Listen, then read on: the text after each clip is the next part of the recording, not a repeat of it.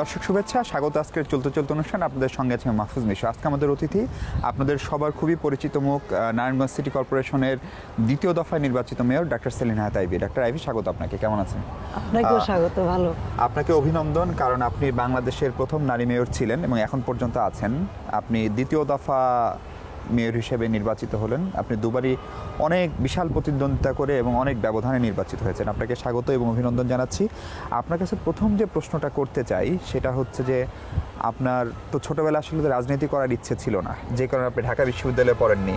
আপনার ইচ্ছে ছিল চিকিৎসক হওয়ার, কিন্তু পিতার কারণে হোক বা রাজনৈতিক আদর্শের কারণে হোক শেষ পর্যন্ত আপনি রাজনীতিতে আসলেন এবং আপনি হচ্ছেন সেই মানুষ যিনি এক দফা আওয়ামী লীগের প্রার্থীর সঙ্গে প্রতিদ্বন্দ্বিতা করে মেয়র হয়েছেন এবং দ্বিতীয় দফা বিএনপির প্রার্থীর সঙ্গে প্রতিদ্বন্দ্বিতা করে মেয়র হয়েছেন। যদি আপনি আওয়ামী লীগেরই কর্মী, আওয়ামী লীগেরই নেতা, দুইটা বিজয়ের ভিতরে কোন বিজয়টা আপনার কাছে বেশি তাৎপর্যপূর্ণ, 2011 না 2016? আমি কিন্তু রাজনীতি করতে চাই নাই এরকম ছিল না। ছোটোবেলায় রাজনৈতিক পরিবেশে বড় হয়েছি। ঢাকা ইউনিভার্সিটিতে আসলে পরীক্ষা দিয়েছিলাম, চান্সও পেয়েছিলাম, কিন্তু সোভিয়েত ইউনিয়নের স্কলারশিপ পাওয়ার পরে আমার বাবা চেয়েছিল যে আমি ডাক্তার হই। তো বাবার ইচ্ছাটাকে প্রাধান্য দিয়েই আমি ওইখানে চলে গিয়েছিলাম আর কি। তো এনিওয়ে ছোটোবেলার থেকেই পরিবেশ ছিল, রাজনৈতিক পরিবেশ, বাড়িতে সমাজসেবা সব কিছু দেখে দেখে মানুষকে সেবা করার ইচ্ছা একদম ছোটোবেলায় ছিল। আর আপনি যেটা জিজ্ঞেস করলেন যে তাৎপর্যপূর্ণ কোনটা, বিজয়টা কোনটা বেশি, আসলে দুটার গুরুত্ব কিন্তু দুরকম ছিল। আমি যদি 2011-র কথা চিন্তা করি তাহলে প্রেক্ষাপটটাই ছিল কিন্তু সম্পূর্ণ আলাদা। তো অবশ্যই সেটার অন্যরকম একটা অভিজ্ঞতা ছিল, অন্যরকম ভালো লাগা ছিল।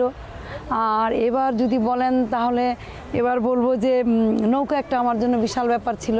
মাননীয় প্রধানমন্ত্রী নারায়ণগঞ্জবাসীর উপরে যে আস্থা রেখে এবং অসম্ভব বিশ্বাস রেখে আমাকে উনি নৌকা প্রতীক দিয়েছিলেন এবং ওনার অসম্ভব একটা বিশ্বাস ছিল যে আইভী জিতে আসবে নৌকাতে, এবং সেই সম্মানটা নারায়ণগঞ্জবাসী রেখেছে এবং আস্থাটা আমার উপরে রেখেছে। এটা আমার জন্য বিশাল বড় পাওনা এবং আমি নগরবাসীর প্রতি অসম্ভবভাবে কৃতজ্ঞ। নৌকা প্রতীক বা দলীয় প্রতীক নিয়ে প্রথম সিটি কর্পোরেশন নির্বাচন হলো, ফলে আপনার সঙ্গে এবার নৌকা ছিল। কিন্তু আবার যদি বিপরীত হিসাব করি 2011 সালে আপনার সঙ্গে নৌকা ছিল না, কিন্তু আইভী ছিল। একটা প্রশ্ন অনেকেই বলেন যে নৌকা এবং আইভী, ব্যক্তি আইভী এবং নৌকার মিশেলে এবারের বিজয়টা। আবার অনেকে বলেন যে ব্যক্তি আইভী অনেক ভোট ক্যারি করেছে। দুইটার পিছনে আসলে কোনটাকে আপনি এগিয়ে রাখবেন? না, আসলে আমি দুটাকে এভাবে না দেখে যদি বলি যে নারায়ণগঞ্জবাসীর কাছে, নগরবাসীর কাছে সবসময়ই দুটাই প্রিয় ছিল। কারণ আমার পরিচয়টা কি, আমার পরিচয় কিন্তু আমার বাবা আলী আহমদ চুনকা। আর আলী আহমদ চুনকার পরিচয় কি, সেটা হলো আওয়ামী লীগ। এবং আওয়ামী লীগের একজন কর্মীর থেকে লিডার হওয়া এবং সিটি কর্পোরেশনের, সেও কিন্তু পৌরসভার প্রথম নির্বাচিত চেয়ারম্যান ছিল, তখন চেয়ারম্যান বলতো, 3 বারের চেয়ারম্যান ছিল। তো তার থেকে কিন্তু আমার পরিচয়। আমি কিন্তু আইভীকে কখনো আলাদা করতে পারবো না আওয়ামী লীগ থেকে অথবা নৌকা থেকে। আবার নৌকা আইভী থেকে আলাদা নয়। আরেকটা বড় বিষয় হচ্ছে আপনার নির্বাচনটা নিয়ে এক ধরনের শঙ্কা ছিল। নির্বাচন কমিশনের যে বিবেচনা, তাতে অনেক কেন্দ্র, শতভাগ কেন্দ্রই গুরুত্বপূর্ণ ছিল, যেটাকে আমরা আসলে ঝুঁকিপূর্ণ বলা হয় পুলিশি ভাষায়। কিন্তু কোথাও নির্বাচনে কিছু হলো না, নির্বাচনটা স্বতঃস্ফূর্ত হলো এবং আপনার প্রধান প্রতিদ্বন্দ্বী যিনি ছিলেন বিএনপি সমর্থিত, বিএনপির সব নির্বাচন নিয়ে নানা রকম অভাব অভিযোগ ছিল। এই নির্বাচন নিয়ে বিএনপি পরের দিকে কিছু রাজনৈতিক কারণে অভিযোগ করেছে, কিন্তু নির্বাচন নিয়ে তারা কোনো বড় ধরনের প্রশ্ন তুলেনি। এইটার পেছনে বড় কারণটা কি? নারায়ণগঞ্জের লোকজন কি বাংলাদেশ থেকে বিচ্ছিন্ন কিছু? নির্বাচন কমিশন একই ছিল, প্রতীক একই ছিল, এই নির্বাচনটা ভালো হয়ে গেল কেন? আপনি যদি নারায়ণগঞ্জের হিস্ট্রি দেখেন তাহলে আমি বলবো যে বরাবরই কিন্তু নারায়ণগঞ্জের নির্বাচনগুলি শান্তিপূর্ণভাবে সম্পন্ন হয়েছে, যে যত কথাই বলুক না কেন। তবে নির্বাচনটি সুষ্ঠু হয়েছে, তার প্রধান কারণ আমি বলবো নগরবাসীর প্রাপ্য যারা ভোটার তাদেরকে। দ্বিতীয়ত আপনার আইনশৃঙ্খলা বাহিনী, সরকারকে তো অবশ্যই থ্যাঙ্কস বলতে হবে। আইনশৃঙ্খলা বাহিনী অত্যন্ত সতর্ক অবস্থায় ছিল এবং নির্বাচন কমিশনও যথেষ্ট ওনারাও সতর্ক ছিল যে একটা শান্তিপূর্ণ নির্বাচন। এবং আপনি খেয়াল করে দেখবেন, আমি কিন্তু একদম প্রথম থেকে, ফ্রম দ্য বিগিনিং, নির্বাচন শুরু হওয়ার থেকে কিন্তু বলে এসেছিলাম যে সুষ্ঠু নির্বাচন হতে হবে, নিরপেক্ষ নির্বাচন হতে হবে এবং এর জন্য যা প্রয়োজন সেটাকেই দিতে হবে, এবং সেটাই হয়েছে। আপনি নারী হিসেবে এই ভোটে বাড়তি কোনো সুবিধা পেয়েছেন কিনা মনে হয়? কারণ আপনার ভোটারদের 50% নারী ভোটার ছিল। নির্বাচন কাভার করতে এসে আমরা দেখি যে নারী প্রার্থীদের কাছে তারা খুব বেশি দলীয় বিবেচনা মাথায় নেননি। তারা একজন নারীকে তারা মেয়র হিসেবে দেখতে চান, বলে সেইটা আপনার জন্য কোনো প্লাস পয়েন্ট ছিল কিনা? আমি তো বলবো কিছুটা প্লাস পয়েন্ট, তবে আমি এইভাবে যদি না দেখে বলি যে নারীরা সবসময় আমাকে খুব পছন্দ করতো। আমাকে বারবারই পিছনের নির্বাচনগুলিকে টানতে হচ্ছে, একদম 2003 থেকে। তখনও কিন্তু স্বতঃস্ফূর্তভাবে নারীরা ভোট দিয়েছে, 11 তো দিয়েছে। আমি কিন্তু তাদের সাথে অনেক বেশি মেলামেশা করি। আমি কিন্তু খুব বেশি আপনার বিভিন্ন এলাকাতে যাই, মানুষের সাথে কথা বলি। আমি আমার মায়েদের বোনদের সাথে খুব ইজিলি মিশি, কথা বলি। হয়তো তারও একটা কারণ। আমাদের নির্বাচনে আপা সবসময় একটা জিনিস বলা হয়, আমাদের নির্বাচন আসলে কেউ জিতে না, কেউ কেউ হারে, সেটা জাতীয় নির্বাচনের ক্ষেত্রেও। সেক্ষেত্রে আপনার প্রধান প্রতিদ্বন্দ্বী যিনি প্রার্থী ছিলেন তিনি রাজনীতিতে একেবারে আনকোড়া, মানে মূলধারা রাজনীতিতে আপনার মতো অভিজ্ঞ বা খুব বেশি জনসম্পৃক্ত না। ফলে বিএনপি প্রার্থী নির্বাচনে খানিকটা ভুল করেছে, সেই সুবিধা সেলিনা তাইভি নিল কিনা এবারে নির্বাচনে? আমার মনে হয় কথাটা সঠিক না। উনি বিএনপিতে একদম আনকোড়া বলে জিনিসটা ঠিক না। আমি মনে করি যে উনি অনেক দিন যাবতই বিএনপি রাজনীতির সাথে সম্পৃক্ত। তবে উনি হয়তো আমি যতটা জনপ্রতিনিধি হিসাবে মানুষের সাথে মেশার সুযোগ পেয়েছি, হয়তো উনি ততটা পান না, কিন্তু উনি কিন্তু আদালতে ছিলেন। আমি বলবো যে আমার ভাগ্যটা মনে হয় আল্লাহর রহমতে ভালো ছিল। মানুষ যে কোনো কারণে হোক পছন্দ করে। কি হতো? আমার মনে হয় রেজাল্টটা এরকমই হতো, ব্যবধানটা এরকমই হতো।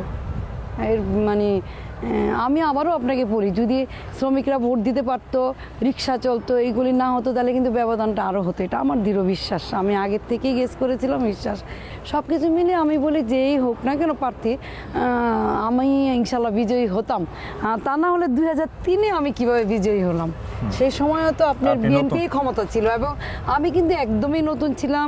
মাত্র মানে একদিন আগে এসে, আমার এখনো মনে আছে 22শে ডিসেম্বর ছিল, 23শে ডিসেম্বর ছিল, হ্যাঁ, আমি নিউজিল্যান্ডের থেকে একদিন আগে এসে আপনার নমিনেশন জমা দিয়েছিলাম। তো সেই ক্ষেত্রে তো পাবলিক ভোট দিয়েছিল অবশ্য সেই সময় তারা। আপনি যে এলাকার মেয়র এখন বা এর আগেও ছিলেন, সেই এলাকাটা নানা কারণে নেতিবাচকভাবে চিত্রায়িত হয়, আইন শৃঙ্খলা পরিস্থিতি নানা কারণে। আবার সেই এলাকাটিতেই সবচেয়ে ভালো দুটো সিটি কর্পোরেশন নির্বাচন আমরা দেখলাম। ফলে এইটার নিশ্চয়ই কোনো একটা রহস্য আছে, নিশ্চয়ই কোনো একটা কারণ আছে। সেই কারণটা আপনার মূল্যায়নটা শুনবো, তার আগে ছোট্ট একটা বিরতি নিতে চাই। দর্শক, ছোট্ট একটা বিরতি নিচ্ছি, কথা বলবো ডাক্তার সেলিনা তাইভির সঙ্গে। আমাদের সঙ্গে থাকছেন নিশ্চয়ই।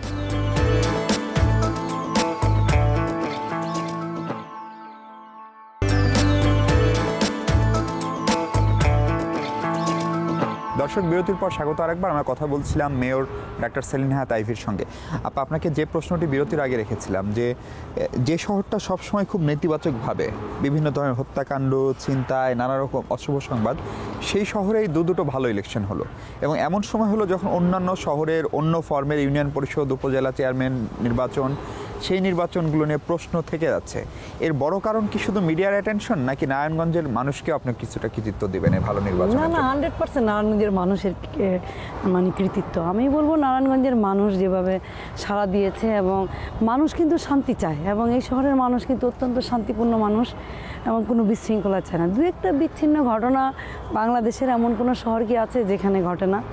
তো তার মধ্যে তো নারায়ণগঞ্জ ব্যতিক্রম নয়। আর তাছাড়া আপনি জানেন যে নারায়ণগঞ্জ একটা শ্রমিক এলাকা, শ্রমিক অধ্যুষিত এলাকা।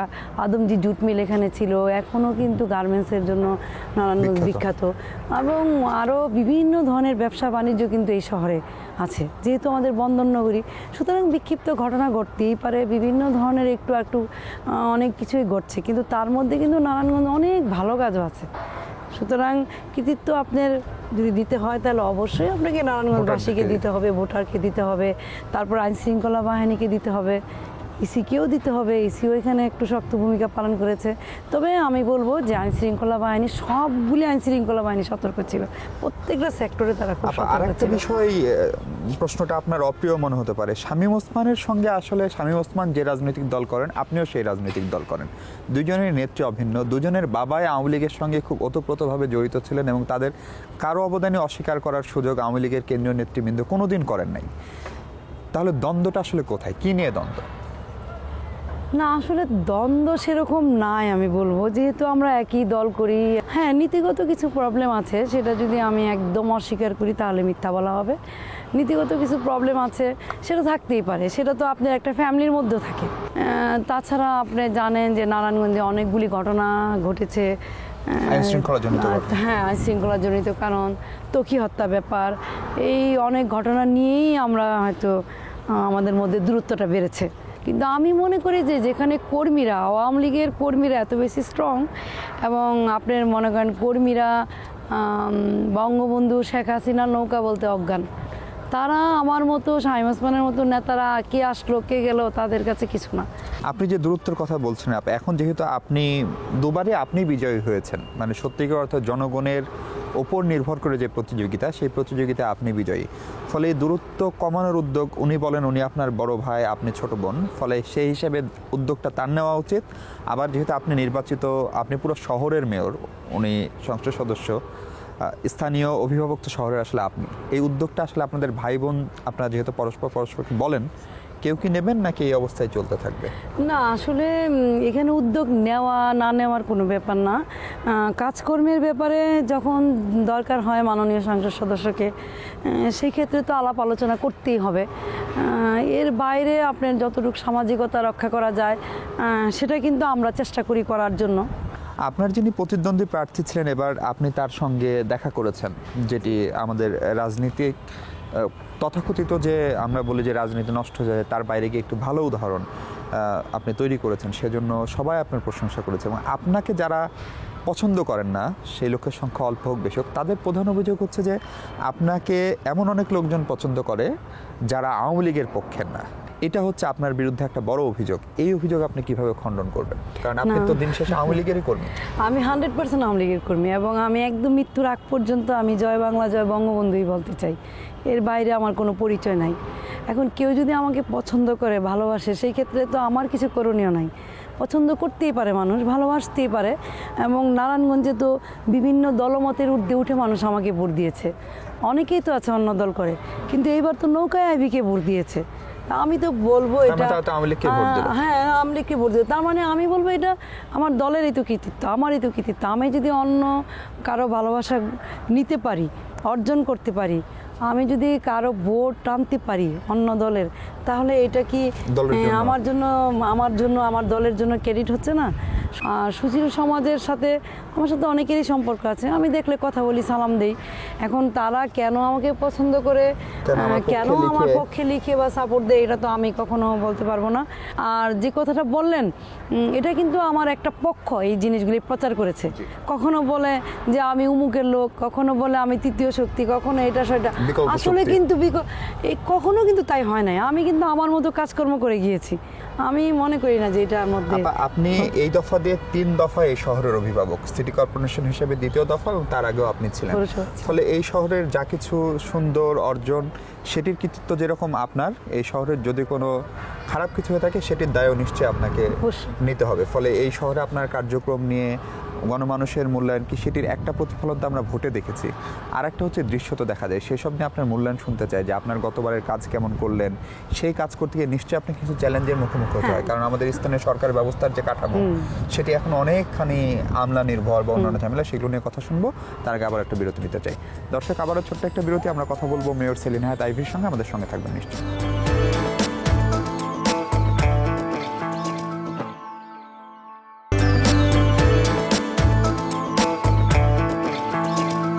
দর্শক, স্বাগত আরেকবার। আমরা কথা বলছিলাম ডাক্তার সেলিনা হায়াৎ আইভীর সঙ্গে। আপা, এই শহরের যা কিছু ভালো, তার কৃতিত্ব যেরকম আপনার, এই শহরে এখন পর্যন্ত যা যা হয়নি তার দায়ভারও আপনি নেবেন কিনা, এবং কি কি বড় সমস্যা আপনার দৃষ্টিতে? দায়ভার তো কিছুটা নিতেই হবে, যেহেতু কাজ করেছি বা করছি, সুতরাং ভালো মন্দর দায়ভার নিতেই হবে। তবে আমি বলবো যে ভালো কাজের ক্রেডিট আমি আমার জনগণকেই দিব, এবং সরকারকে বলবো, সরকার আমাকে অনেক সহযোগিতা করেছে, বিশেষ করে দাতা সংস্থাগুলি, ADB, world bank, JICA, UNDP, তারা প্রচুর সহযোগিতা করেছে বিভিন্ন কাজ করার জন্য। আর যে কাজগুলি এখনও করতে পারিনি, তার মধ্যে হলো আপনার আমার নারায়ণগঞ্জ শহরে এখন বড় মেজর প্রবলেম যদি আমি বলি, তাহলে আমি 2টা প্রবলেমের কথা বলবো। একটা হলো শীতলক্ষা সেতু, আপনার নদীর পূর্ব পার পশ্চিম পারের যে সংযোগ, সেটা আমাদের খুবই একটা জরুরি ব্যাপার মানুষের আসা যাওয়ার জন্য। সেই কাজটা আমরা অনেক দূর এগিয়ে গিয়েছি, আশা করি যে এবার চেষ্টা করলে এটা করতে পারবো। আরেকটা বড় প্রবলেম হলো আপনার ডাম্পিং স্পট নাই, ময়লা আবর্জনা শহরের মধ্যে ফেলার কোনো জায়গা নাই। এবং এটা আমাদের জন্য একটা মানে বড় বড় সমস্যা আমি বলবো। এবং এটা শুধু আমি বলবো নারায়ণগঞ্জের জন্য না, আপনি বাংলাদেশের সবগুলি বড় শহরে আপনি দেখবেন, বড় মাঝারি শহরে কিন্তু বর্জ্য ব্যবস্থাপনার অবস্থা খারাপ। কিন্তু এটাতেও সরকার কাজ করছে, এটা নিয়েও সরকার কাজ করছে, স্থানীয় সরকার, বিদ্যুৎ মন্ত্রণালয়, এবং আমরা একটা 300 কোটি টাকার প্রজেক্ট জমা দিয়েছি। আশা করি যে এই প্রজেক্টটা পাস হয়ে যাবে এবং একটিকে গেলে আমরা প্রজেক্টটা পাস হলে আমরা জায়গায় একবার করতে পারবো। আইন শৃঙ্খলা পরিস্থিতি কেমন এখন নারায়ণগঞ্জের, এবং আপনি সন্তুষ্ট কিনা? আগের চেয়ে ভালো, কিন্তু ভালো বলে যে সন্তুষ্ট হয়ে যাব তা আমি বলবো না। কারণ ভালো যখন হতে থাকে তখন কিন্তু মানুষ আরও বেশি ভালো আশা করে, প্রত্যাশা কিন্তু মানুষের বেড়ে যায়। সুতরাং এখন ভালো আছে বলেই আমি যে চিন্তা করব যে অনেক ভালো আছি সুতরাং একটু লুজ হয়ে যাবে, তা না।